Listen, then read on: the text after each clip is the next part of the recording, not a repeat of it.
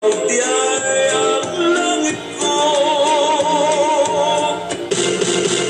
Doon na tayo 40 minutos na milabay sa ika-alas 5 sa hapon mga suking tigpaminaw.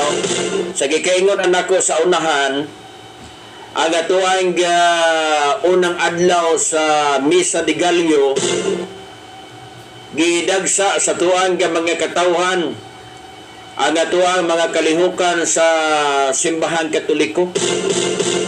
Siyam ni siya ka buntag ang atuang pagselebrar o pagsaulog o pagmisa sa tuang mga parokya,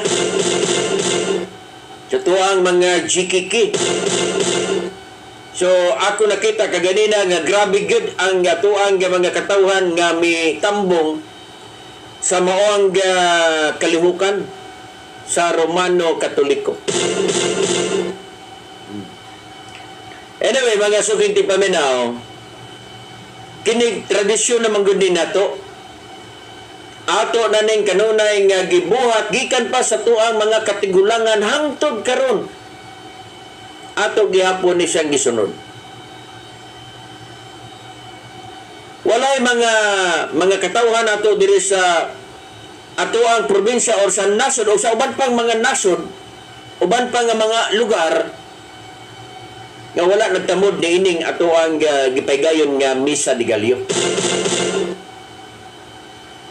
Tungod kay mauni ang ato ang naandan nga mga Katoliko.